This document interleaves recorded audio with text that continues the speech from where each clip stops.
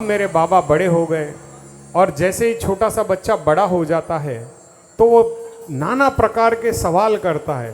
ये क्या है, ये कौन है, ये बुआ है, ये फूफा है। उसको समझाना पड़ता है कि ये तेरी मम्मी है, ये दादा है, ये दादी है। उसकी समझ में नहीं आता। वैसे ही मेरे बाबा को घटोत्कच जी ने बहुत कुछ समझाया, लेकिन बाबा तो बाबा ठहरे। बाबा हर बार उनसे एक नया सवाल पूछते जिसका उत्तर घटोत्कच जी नहीं दे पाते।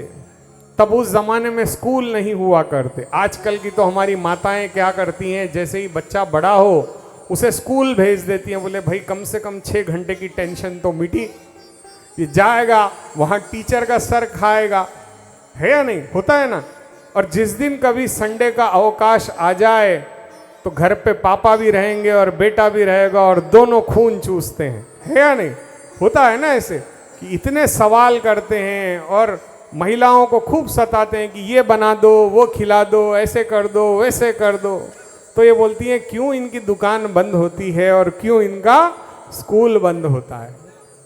तो अब बाबा के पास ऐसे ऐसे सवाल थे जिनका जवाब माता मौरवी देवी और घटोत्कच जी के पास नहीं था।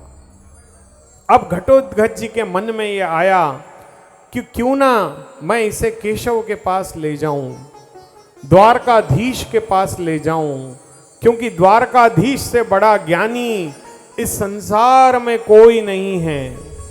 ऐसा मन में इनके विचार आया और घटोत्कच जी ने कहा कि बेटा तेरे इन सवालों का जवाब देना मेरे लिए संभव नहीं है। अक्सर ऐसा होता है ना कि कुछ बच्चे स्कूल भी जाते हैं, पढ़ाई नहीं कर पाते, होता है ना। कई बार माता पिता अपेक्षा रखते हैं कि हमारे बच्चे खूब पढ़ें, लेकिन पढ़ाई नहीं कर पाते। तो हमें करना क्या होगा कि अपने बच्चों को, देखिए हमारी भारतीय संस्कृति, विशेष करके हमारा हिंदू धर्म, इसमें हमारे पास इतने देवी देवता हैं, इतने डिपार्टमेंट बने हैं। जैसे गवर्नमेंट में जीएसटी है, इनकम टैक्स है, इलेक्ट्रिक डिपार्टमेंट है, म्युनिसिपल डिपार्टमेंट है। वैसे सारे डिपार्टमेंट हमारे भगवानों ने पहले ही बना के रख दिए थे। और उसमें यदि हम चाहते हैं कि हमारे बच्चे भी ज्ञानवान गुणवान बने तो हमें करना क्या है, हमें करना है सरस्वती कवच। क्या करना है? सरस्वती कवच। ये एक ऐसा कवच है जिसे आप गूगल से डाउनलोड कर सकते हो।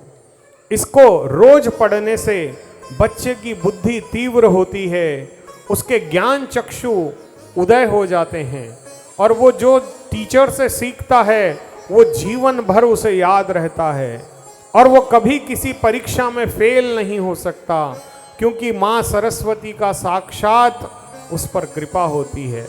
तो हमें करना क्या है, अपने बच्चों को बोलना है कि गूगल में जाएं और वहां से इसको पीडीएफ में डाउनलोड कर लें और नित्य प्रति इस सरस्वती कवच का अध्ययन अपने बच्चों को अवश्य कराएं।